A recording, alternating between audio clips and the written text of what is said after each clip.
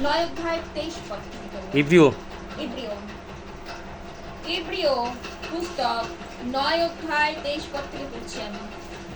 442 পৃষ্ঠা। সবাই পেয়েছো? 23 পদ থেকে।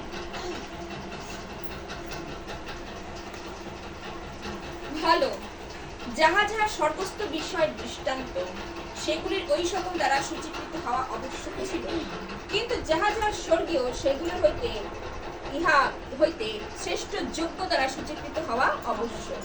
কেননা খ্রিস্ট হস্তকৃত পবিত্র স্থানে প্রবেশ করেন নাই, এ তো প্রকৃত বিষয়গুলির প্রতিরূপ মাত্র, কিন্তু স্বর্গেই প্রবেশ করিয়াছেন, যিনি যেন তিনি এখন আমাদের জন্য ঈশ্বরের সাক্ষাতে প্রকাশমান হয়। আর মহাযাজক যেমন, ভালো করে শুনবেন, মহাযাজক যেমন বৎসর বৎসর পরের রক্ত লইয়া, পরের রক্ত মানে কি, এখানে ছাগ, গরু, বৎস যা কিছু আছে, মেষ, শাবক ইত্যাদির রক্ত কি করতে আগেকার দিনে বলিদান হতো, সেই সকল রক্তর কথা বলা হয়েছে, লইয়া কি করত, পবিত্র স্থানে কি করত, পবিত্র স্থানে প্রবেশ করতেন। তত্র খ্রিস্ট যে অনেকবার আপনাকে উৎসর্গ করিবেন তাহা নয়, তিনি একবার কি করেছেন, আমাদের পাপের জন্য মরেছেন। ভালো করে শুনুন। হ্যাঁ, তাহা নয়, কেননা তাহা হইলে জগতের পত্তনাবধি অনেকবার তাকে কি করতে হতো, মৃত্যু ভোগ করিতে হইতো। কিন্তু বাস্তবিক তিনি একবার যুগ পর্যায়ের পরিণামে আত্মযজ্ঞ দ্বারা পাপ নাশ করিবার নিমিত্ত প্রকাশিত হইয়াছেন। আমেন। আর যেমন মনুষ্যের নিমিত্ত একবার মৃত্যু, তৎপরে বিচার নিরূপিত হয় আছে, তেমনি খ্রিস্ট অনেকবার পাপভার তুলিয়া লইবার নিমিত্ত একবার উৎকৃষ্ট হইয়াছেন। তিনি দ্বিতীয়বার, ভালো করে শোনো, তিনি দ্বিতীয়বার বিনা পাপে তাহাদিওকে দর্শন দিবেন। কাদের দর্শন দিবেন? যাহারা পরিত্রাণের নিমিত্ত তাহার অপেক্ষা করে। আমেন। Hallelujah, hallelujah. তারপর আমি যাব এবারে 10 অধ্যায় 19 পদ। পরপর আমি যাব। অতএব হে ভাতৃগণ, যিশু ওই পৃষ্ঠাতেই আছে, 442, 443, 10 অধ্যায়, এটা হচ্ছে 9 অধ্যায়, এটা হচ্ছে 10 অধ্যায়, 19 পদে, 10 অধ্যায় 19 পদটা পড়ছেন। অতএব হে ভাতৃগণ, যিশু আমাদের জন্য তিরস্কনে দিয়া, অর্থাৎ আপন মাংস দিয়া, কি বলছে, যে পথ সংস্করণ করেছেন, আমরা সেই নতুন জীবন পথে যিশুর রক্তের গুণে পবিত্র স্থানে প্রবেশ করিতে সাহস প্রাপ্ত হইয়াছি, এবং ঈশ্বরের গৃহের উপরে নিযুক্ত মহান এক যাজক আমাদের আছেন। এই জন্য আইসো আমরা সত্য হৃদয় সহকারে বিশ্বাসের কৃত নিশ্চয়তা ঈশ্বরের নিকটে উপস্থিত হই। হালেলুয়া। আমেন। তারপরে এবার পড়বো আমি 25 পদ থেকে। 25 পদ থেকে বলবো, বরং পরস্পরকে চেতনা দিন, আর তোমরা সেই দিন যত অধিক সন্নিকট হইতে দেখিতেছ, ততই যেন অধিক বিষয় কি হও, তৎপর হও। কারণ আমি 25 পদ থেকে পড়ছি, কিন্তু কারণ সত্যের তত্ত্বজ্ঞান পাইলে পর যদি আমরা স্বেচ্ছাপূর্বক পাপ করি, সত্য জানার পর যদি স্বেচ্ছাপূর্বক পাপ করি, তবে পাপার্থকার কোনো যোগ্য অবশিষ্ট থাকে না। যতই যজ্ঞ করো, যতই ধর্ম করো, যতই প্রার্থনা করো, কোনো আর অবশিষ্ট থাকে না, কেবল থাকে বিচারের ভয়ঙ্কর প্রতীক্ষা এবং বিপক্ষ দিগকে গ্রাস করিতে উদ্যত অগ্নির চণ্ডতা। কেহ বশীর ব্যবস্থা অমান্য করিলে সে 2 বা 3 সাক্ষী প্রমাণে বিনা করুণায় কোনো দয়া শেখর তখন থাকতো না, বিনা করুণায় হত হয়। ভাবিয়া দেখো, যে ব্যক্তি ভালোভাবে দেখো, যে ব্যক্তি ঈশ্বরের কি বলেছে, পুত্রকে পদতলে কি করেছে, দলিত করিয়াছে, সে এবং নিয়মের যে রক্ত দ্বারা সে পবিত্রকৃত হইয়াছিল, তার সামান্য জ্ঞান করিয়াছে এবং অনুগ্রহের আত্মার অপমান করিয়াছে, সে কত অধিক বিষয় নিশ্চয় ঘোরতর দণ্ডের যোগ্য না হইবে। ঈশ্বরের বাক্য, এটা দরকার ছিল। কেননা এই কথা যিনি বলিয়াছেন তাহাকে আমরা জানি। তাহাকে আমরা কাকে জানি? যিশুকে জানি, সেই ঈশ্বরকে জানি, যিশু অর্থাৎ ঈশ্বরকে জানি, তাহাকে জানি। প্রতিশোধ দেওয়া আমারই কর্ম।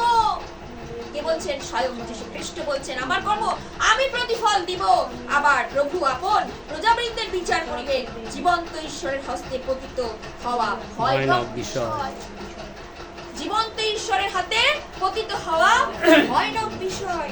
তাই প্রভুর বাক্য বলছে 37 পদে এবার দেখবো কি বলছে। কারণ আর অতি অল্প কাল বাকি আছে, খুব সামান্য কাল বাকি আছে। যিনি আসিতেছেন অর্থাৎ মারানাথা, তিনি আসছেন। কি বলছেন? তিনি আসিতে বিলম্ব করিবেন না, দেরি করবেন না। কিন্তু আমার ধার্মিক ব্যক্তি যারা নাকি ধর্মকর্মকে ভালোবাসে, তাই বলছে বিশ্বাস হেতুই বাঁচিবে। আর যদি সরিয়ে পড়ে, ভালো করে দেখো, ধর্মকর্ম থেকে অর্থাৎ যিশুর হস্ত থেকে যারা সরে পড়বে, তবে আমার প্রাণ তাহাতে প্রীত হইবে না। ঈশ্বরের বাক্য বলছে, আমার কোনো কথাই নয়। পরন্তু আমার বিনাশে, আমরা বিনাশের জন্য সরিয়া পড়িবার লোক নহি। যারা বিশ্বাসের ঢাল যাদের হৃদয়ে রয়েছে অর্থাৎ ঈশ্বরকে বিশ্বাস করেছে, তারা সরে পড়ার লোক তারা নয়, বরং প্রাণের রক্ষার জন্য বিশ্বাসের লোক। আমেন। প্রাণ রক্ষা করার জন্য বিশ্বাসের লোক। Praise the Lord. Praise the Lord. ঈশ্বরের বাক্য সত্য, তিনি সত্য। এবার তারপর আমি আপনার পরে যাব, আগে দিকে আলোচনা করে নিই। প্রভুর বাক্য কাছে কি বলছে এখানে? ইব্রিয় পুস্তক নতুন নিয়মে 23 পত্র পড়লাম। নতুন প্রথমে বড় বড় করে লেখা আছে, কি আছে? নতুন নিয়মের মহাযাজকের উৎকৃষ্টতা। মহাযাজকটা কে? আমাদের যীশু খ্রিস্ট। মহাযাজক হচ্ছে স্বয়ং যীশু খ্রিস্ট। Amen. Hallelujah. Praise the Lord. তাকে আমরা জানি পৃথিবীতে তিনি 40 বছর মাত্র, ঠিক তাই 33 বছর মাত্র তিনি এখানে বেঁচে ছিলেন। আর কি তারপরে তিনি যখন ছোট হতে হতে ছোট সময় থেকে তিনি ঈশ্বরকে কি করেছিলেন? সব সময় তুলে ধরার চেষ্টা করেছিলেন। যখন তিনি ছোট বালক অবস্থা থেকে, আমরা জানি, সকলে জানি, তার মহাপরাক্রমের কাজ ছোট বেলা থেকেই তিনি শুরু করে দিয়েছেন। অনেক কিছু হয়তো এই গ্রন্থে লেখা নেই, কিন্তু হয়তো অন্য গ্রন্থে লেখা রয়েছে। তিনি ছোটবেলা থেকে তিনি কি করতেন? পরাক্রমের সহিত কার্য করতেন। আমেন। আর যখন তিনি জীবিত, তিনি একটা সময়ও কিন্তু কি করতেন না? নষ্ট তিনি করেন না। এই পৃথিবীতে যতদিন বেঁচেছিলেন, ভালো করে শোনো, তাই পৃথিবীতে তিনি আমাদের আজকে যখন পাঠিয়েছেন, আমাদের সময় নষ্ট করা যাবে না, কোনো মতেই নয়। যখনই আমরা সুযোগ, তখনই সুযোগের সদ্ব্যবহার। অর্থাৎ ঈশ্বর যেমনি কার্য করেছিলেন পৃথিবীতে, ঠিক তেমনি আমাদেরকে তিনি কার্য করতে বলেন। আমেন। হালেলুয়া। তাই প্রভু বাক্যে বলছে, ভালো যা যা সর্বস্ত বিষয় কি করো? দৃষ্টান্ত সেগুলো এই সকল দ্বারা কি হয়? সূচীকৃত অবশ্য, কিন্তু যা স্বর্গীয় সেগুলোর হতে আর শ্রেষ্ঠ দ্বারা সূচীকৃত হওয়া আবশ্যক। কেননা খ্রিস্ট হস্তকৃত পবিত্র স্থানে প্রবেশ করেন নাই। তিনি হস্তকৃত সেই পবিত্র স্থানে কিন্তু তিনি থাকেন না। হস্তনির্মিত যতই তুমি সেই চার্চ করো বা ইয়ে করো, যাই করো, সেখানে কিন্তু সকল যতক্ষণ না তুমি নিজেকে পরিবর্তন করছো। আমেন। Praise the Lord. সুতরাং কার দ্বারা পবিত্রকৃত হব? কোনো মনুষ্য দ্বারা নয়, একমাত্র খ্রিস্টের দ্বারা। আমেন। খ্রিস্টের রক্তের দ্বারা আমরা পবিত্রকৃত হই। যতক্ষণ না আমরা পাপ মোচন হয়, আমাদের সেই পাপ আমাদের স্খলন করতে কে করে? একমাত্র যীশু খ্রিস্ট। এই পাপ স্খলন যতক্ষণ আমরা পাপের ক্ষমা চাই, ততক্ষণ আমাদের পাপের ক্ষমা হয় না। প্রভু যীশু খ্রিস্ট তিনি পাপ ক্ষমা কখন করে? যখন আমরা পাপের ক্ষমা, পাপের চাই। কথাগুলো বলি, প্রভু আমি পাপ করেছি, স্বীকার। তিনি চান আমাদের স্বীকারোক্তি। হালেলুয়া। আজকে বাক্য খুব ইম্পর্টেন্ট বাক্য, কেন খ্রিস্ট হস্তে প্রবেশ করেন না, এ তো প্রকৃত বিষয়গুলি প্রতিরূপ, কিন্তু স্বর্গের বিষয়ে প্রবেশ করিয়াছেন, যেন তিনি এখন আমাদের জন্য ঈশ্বরের সাক্ষাতে কি হয়? প্রকাশ। তিনি স্বর্গে সমাসীন, আমরা জানি। তাই বলছি না, স্বর্গ তোমার সিংহাসন, পৃথিবী তোমার পদপীঠ। এই পদপীঠের নিচে অর্থাৎ পৃথিবী ভূমণ্ডলে আমাদের মতন পাপী তাপী মানুষ বাস করে। একমাত্র সিংহাসনে তিনি বসে আছেন, সেই পবিত্র সিংহাসনে, অর্থাৎ সেই পবিত্র পর্বতে। আমরা যাই বলি না, আমরা কোথা হইতে আমার সাজ যায় সেই সদা প্রভু হইতে আমার যখন সাজ। সেই পর্বত হচ্ছে স্বয়ং ঈশ্বর, অর্থাৎ ঈশ্বর যীশু খ্রিস্ট, তার দিকে যখন তাকাই, সেই পবিত্র পর্বত, অর্থাৎ তিনি হচ্ছে সেই, অর্থাৎ তাই বলছে প্রকাশমান, অর্থাৎ তিনি আজকে আমাদের সামনে কি হচ্ছে? প্রকাশমান হয়েছে। আমেন। আমেন। এই তো একেবারে বাস্তব, মানে ভাবাই যায় না, ঈশ্বর স্বয়ং মনুষ্যদের মাঝখানে। যিশুকে সেদিন কেউ চিনতেই পারে, সে জিহুদি জাতি চিনতেই পারেনি। পারেনি। ঈশ্বরকে স্বয়ং সেই দিন কত ভাগ্যবান ছিল তারা, কিন্তু তারা চিনতে পারলো না। তারা তাকে কত রকম ভাবে তাকে তাড়না করেছে, শুধু না নানা রকম প্রবাদ দিয়েছে, বাজে বাজে কথা বলেছে, তাকে ক্রুশের লাশ পর্যন্ত ঝুলিয়ে দিয়েছে। কত ভাবে তাকে নানা রকম ভাবে যাতনা, এরকম যাতনা আমরা মনুষ্য হলে কত রকম কত কিছু করতাম। তুই আমাকে মেরেছিস, আমি তোকে দেখে নেব, কত কিছু বলতাম। ঈশ্বর সেদিন দেখেনি, তাই আপনি পরে বলতে গেলে আমরা বলতেছি প্রতিশোধ নেওয়া আমার কাজ নয়। তাকে ঈশ্বর কিভাবে পাঠিয়েছেন? তাকে ঈশ্বর পাঠিয়েছেন তুমি যাও মানুষের পরিত্রাণের কারণ হও। তাকে প্রতিশোধ নেওয়ার জন্য পৃথিবীতে পাঠানো হয়নি। প্রতিশোধ নেওয়া ঈশ্বরের কাজ, পিতার কাজ, পুত্রের কাজ, মানুষকে কি করা? ক্ষমা করা। Amen, hallelujah. তিনি ক্রুশের উপর থেকে একটা গুলি করেছিলেন, মরতে বসেছেন, ক্রুশেতে মরতে বসেছেন, কিন্তু ক্রুশের উপর থেকে একটাই কথা বলেছেন, প্রভু ইহাদের ক্ষমা করো। তিনি ক্ষমাটাই চেয়ে গেছে। আজকে আমরা কেউ কিছু করলে ক্ষমা তো দূরের কথা, আমি ওকে দেখে নেব, ও এটা করেছে আমি ওর সঙ্গে কথাই বলবো না, ওকে আজকে এরকম করেছে, ওর প্রতিশোধ আমাকে নিতেই হবে। প্রতিশোধের আগুনে মানুষ জ্বলছে। আজকে প্রতিশোধ নেওয়া ঈশ্বরের কাজ, আমাদের কার্য নয়। আমাদের কার্য পরস্পরকে ক্ষমা করা। Amen, hallelujah. কদিন কষ্ট হবে, দুঃখ হবে, মানুষ মানুষকে দুঃখ দেয়, কষ্ট হবে, দুঃখ হবে, কিন্তু সেই সকল দুঃখ তাড়না থেকে আমাদের একমাত্র ঈশ্বরই পারেন সেইখান থেকে বার করতে। আমেন। তাই বলি তাই বলছি ঈশ্বর অনেক মহান। এই মহানতার কথা আমরা মুখে বলে বুঝাতে পারবো না। বিশ্বাসীরা প্রত্যেকটি ক্ষণে ক্ষণে, প্রত্যেকটি পদে পদে তার দয়া আমরা দেখেছি। আমেন। কি বলে তাকে অস্বীকার করব? বিশ্বাসী কখনো অস্বীকার করতে পারে না। অবিশ্বাসীরা করবে, কিন্তু বিশ্বাসী জেনে গেছে তার করুণার কথা, তার মহানতার কথা। Praise the Lord. তাই প্রভুর বাক্যে বলতে দেখো, আর মহাযাজক যেমন কি করেন আমরা জানি যে অতি পবিত্র স্থানে যে যখন যাজকরা ছিল তারা কি করতো? আগে পবিত্র স্থানে যেত, তারপরে কি বলে অতি পবিত্র স্থানে যাওয়ার জন্য বৎসরে একবার সেখানে কি করতো? মনুষ্যের জন্য কি করতো? সেইখানে প্রবেশ করতো। সেইখানে প্রবেশ করে কি করত? সকল লোকের জন্য যার যার পাপ স্খলন করা হবে সেইখানে গিয়ে ছাগ গরু গরিলার রক্ত কি করত? সেখানে উৎসর্গ করে সেই বেদির উপরে পড়ে কি করত? ছিটিয়ে রক্তগুলো ছিটিয়ে দেওয়া হতো। ভাবতো যে এইরকম করলেই হয়তো প্রত্যেক বর্ষ কিন্তু সেটা করতে হতো। প্রত্যেক বর্ষ কিন্তু করতে হতো। মানুষের পাপের জন্য যাজককে কি করতে হতো? সেটা বহন করতে হতো। কিন্তু আমার প্রভু মহান, আমার ঈশ্বর মহান। তিনি কি করলেন? সকলের ভূমণ্ডলের পাপের ভার তিনি একাই তুলে নিলেন। আমেন। প্রত্যেক বছর, তাই তো বলছে প্রত্যেক বছর তিনি আর করবেন না। তিনি একবার আমাদের জন্য মরেছেন, বারবার তিনি মরবেন না। তিনি একবার তিনি আমাদের জন্য মরেছেন। এখন তোমাদের কার্য হচ্ছে পাপের ক্ষমা চাও আর সেই পরিত্রাণের বস্ত্র গ্রহণ করো আর আমার কাছে ফিরে আসো, অনন্ত জীবনের অধিকারী হও। হালেলুয়া।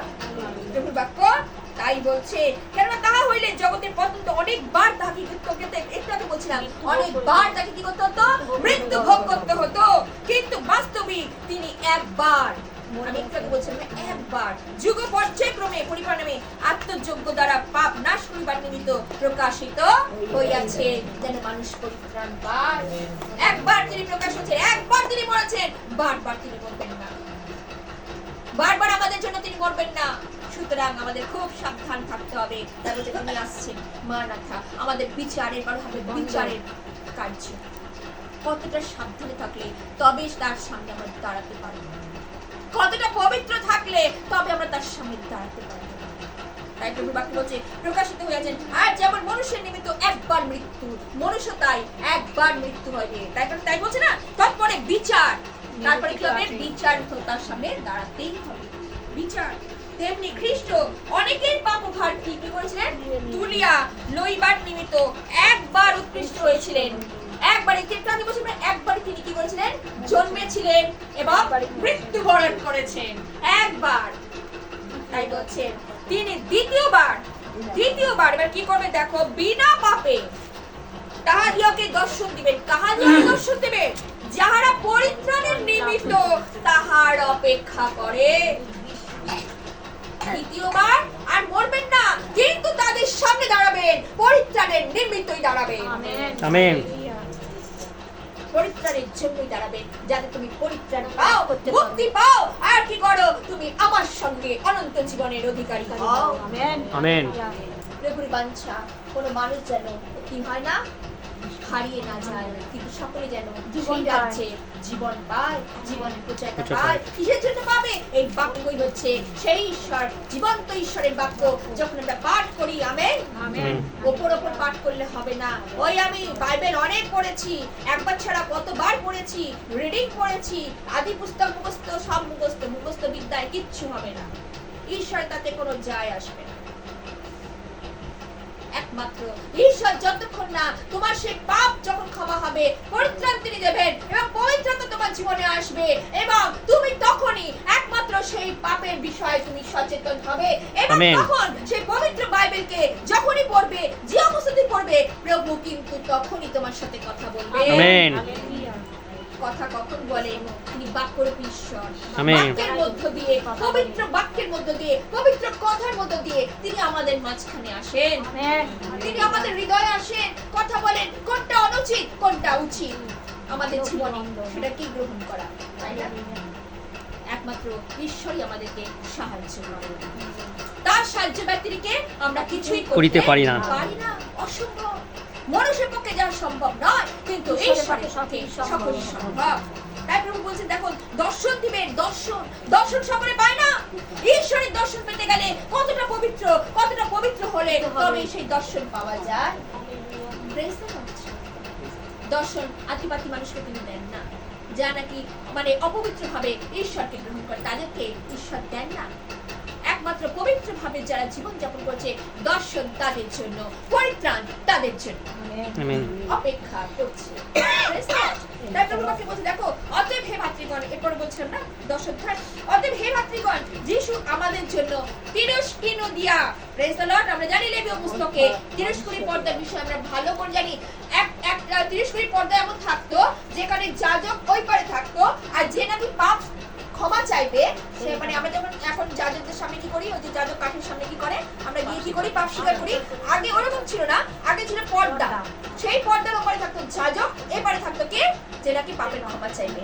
সে কি করতো, সেই যাজকের কথা, সেই যাজকের কাছে কি করতো, পাপ যা যা করেছে সব বলতো, আর যাজক কি করতো, সব শুনতো। সেই অনুযায়ী কি করতে হবে না করতে হবে সেভাবে বলে দেওয়া হতো। কিন্তু আজ আমাদের তিরস্কৃণ হলেন, আমেন, সেই প্রভু যীশু খ্রিস্ট। ডাইরেক্ট তার কাছে বলুন, ডাইরেক্ট তিরস্কৃণ পর্দা হচ্ছে তিনি, সেই পর্দা তিনি ছেড়ে দিলেন। আর যীশু খ্রিস্ট হলেন, তিনি হচ্ছে আসল, হচ্ছে সেই মহাযাজক। তিনি কি করছেন, আমাদের কথা শুনছেন, আর কি করছেন, পাপের ক্ষমা তিনি দিচ্ছেন। তাই প্রভুর বাক্য বলছে, দেখো, অর্থাৎ আপন মাংস দিয়া, তাই না, তিনি কি করলেন, আপন মাংস দিয়ে আজকে তিনি কি করছেন, আমাদের পাপের ক্ষমা। তাই বলছে না, দেখো যে পথ সংস্কার করেছেন, তিনি কি করতে ক্রুশের উপরে কি করলেন, আমাদের জন্য প্রাণ ত্যাগ করলেন, দিয়ে দিলেন। তারপরে কি বলছে, দেখো, আমরা সেই নতুন জীবন পথে যিশুর রক্তের গুণে পবিত্র স্থানে প্রবেশ করিতে সাহস প্রাপ্ত হইয়াছি। আজকে যদি তিনি ক্ষমা না করতেন, তিনি যদি আজকে মৃত্যুবরণ না করতেন, তার মাংস রক্ত আমরা যদি না পান করতাম, তাহলে কি হতাম না, তাহলে কি আমরা সেই ইয়ে থেকে, পাপ থেকে মুক্তি পেতাম না। আজকে পান করেছি, আমেন। যারা বিশ্বাসীরা পান করেছে, তাই না, বিশ্বাসীরা জেনে গেছে তার মাংস রক্তের কি গুণ, হালেলুয়া। সকলে সেই মাংস রক্তের ব্যাপারগুলো জানে না, অর্থাৎ সেই মাংস কত পবিত্র, সেই রক্ত কত পবিত্র, সেই পবিত্রতার রক্ত, সেদিন রক্ত বলছিল না, সেই যখন গিয়ে শত্রুর হাতে গায়ে পড়ছে, বলে আমাদের উপর পড়ুক, আমাদের বংশের উপর পড়ুক। আজকে সত্যি আজকে আমাদের বংশের উপর পড়ছে, আমাদের উপর পড়েছে, যেন আমরা পাপ থেকে যেন আমরা মুক্তি পাই, পাপের ক্ষমা পাই। আজকে যারা এই সকল বিষয়গুলো ধ্যান করে, তারা এই ক্ষমা পায়। ধ্যান করো, এখন তো ধ্যানের সময়। এই যে লেন্দি পিরিয়ডটা চলছে, কিসের সময়, খালি উপবাস করলাম, লোক দেখানো, পরিপাটি হয়ে চার্চে গেলাম, সেটাই যথেষ্ট। পরিপাটি হচ্ছে আমার হৃদয়। হৃদয় যদি পরিপাটি না থাকে, কি নিয়ে স্বর্গে যাব? হৃদয়কে পরিপাটি করো। বাহ্যিক উপবাস করে যিশু বলেনি তুমি এই খেও না সেই খেও না। অনেক লোকে শুনি সবজি খেয়ে খেয়ে খেয়ে খেয়ে 40টা দিন কত কষ্ট করি, কত কষ্টের দরকার নেই। যিশু যা কষ্ট করার করে গেছে, বলেছে না একবার আমার মৃত্যু হয়েছে, একবার সবাই দেখেছে, সবাই চাক্ষুষ প্রমাণ হয়েছে, একবার দলিত হয়েছি, বারবার আমি দলিত হব না। কিন্তু এখন তোমাদের সময়, তোমরা কি করো? জাগো। তোমরা আর উপবাস করো না। তোমরা কি করো? তোমরা কি করো? পাপের ক্ষমা চাও আর আমার কাছে ফিরে আসো, পুনরায় সেই পাপ আর করো না। Praise the Lord. প্রভুর বাক্য তাই বলছে। কত সুন্দর, যত দেখি তত ভালো লাগে। তার মহানতার জন্য প্রভুকে সত্যি ধন্যবাদ দিই। এবং ঈশ্বরের গৃহের পরিযুক্ত মহান এক যাজক আমাদের আছেন। এই জন্য আইসো আমরা সত্য হৃদয় সহকারে বিশ্বাসের কৃতজ্ঞ ঈশ্বরের নিকটে উপস্থিত হই। আমরা তো হৃদয় অপেক্ষায় না, এটা তো করিনি। তারপরে কি বলেছি? 25 পত্র বলেছি না? বরং পরস্পরকে কি করি? ছিদ্রনা দিই। আর তোমরা সেই দিন যত অধিক সন্নিকট দেখেছিত ততই যেন অধিক বিষয় তৎপর হয়। কারণ সত্যের তত্ত্বজ্ঞান পাইলে পর যদি স্বেচ্ছাপূর্বক পাপ করি, পাপার তো আর কোনো যোগ্য অবস্থা কেবল থাকে বিচারের ভয়ঙ্কর প্রতীক্ষা। এটা তো বলছিলাম না? আর প্রতীক্ষা নয়, এইবারে কি করবেন? তিনি বিচার করবেন। অনেক তিনি প্রতীক্ষা করেছেন, সময় দিয়েছেন, সময় শেষ, এবার বিচার তিনি করবেন। তাই বলছেন বিপক্ষ দিকে গ্রাস করিতে হয় অগ্নিচন্ডিতা। কেউ মহিষীর ব্যবস্থা অমান্য করিলে তাকে কি করা হতো? 2-3 সাক্ষী বিষয় তাকে কি করা হতো? হত করা হতো। সামনে রেখে কি করা হতো? মেরে ফেলা হতো। অর্থাৎ ব্যবস্থা অনুসারে, মহিষীর বিধান অনুসারে তাকে কি করা হতো? মেরে ফেলা হতো। যে নাকি কি করেছে? পাপ করেছে। উভয় কি মেরে ফেলা হতো। তারপরে কি বলেছে দেখো, তারপরে ঈশ্বরের পুত্রকে তাই বলছে, ভাবিয়া দেখো যে ব্যক্তি ঈশ্বরের পুত্রকে পদতলে দলিত করিবার নিয়মে যে রক্ত দ্বারা পবিত্রীকৃত হইয়াছিল তাহার সামান্য জ্ঞান করিয়াছে। যা নাকি মনে করছে এটা কোনো ব্যাপার নয়, ও তো হওয়ার ছিল, ও হয়েছে, তাই না? সামান্য জ্ঞান যারা মনে করেছে, আর যারা নাকি করেছে তাদের তো বিচার প্রকাশিত বাক্য আমরা দেখি, তখন দেখি যে তাদের বিচারও কিন্তু ঈশ্বর করবে। যে তাকে ধরিয়ে দিয়েছিল, যারা নাকি বধ করেছিল, সকলের বিচার সেই দিনের অপেক্ষা, বিচার সকলের জন্য অপেক্ষা করছে। প্রকাশিত বাক্য যখন আমরা দেখি তখন দেখাই আছে। তাই প্রভু বাক্যে বলছে দেখো পবিত্রকৃত হয়েছে তাহার সামান্য জ্ঞান করিয়াছে, অনুগ্রহের আত্মার অপমান করিয়াছে। এত বড় সাহস! অনুগ্রহের আত্মার অপমান করিয়াছে, যে কত অধিক নিশ্চয় ঘোর দণ্ডের যোগ্য না হইবে। যে অনুগ্রহ দান সেই বিষয়ে কি করেছে? অযোগ্য প্রমাণ করেছে। বুঝতে পেরেছো? তার কি হচ্ছে? যোগ্য তা দেয়নি। ঈশ্বরের যে অনুগ্রহ, সেই অনুগ্রহটাকেও তারা কি করেছে? অস্বীকার করেছে।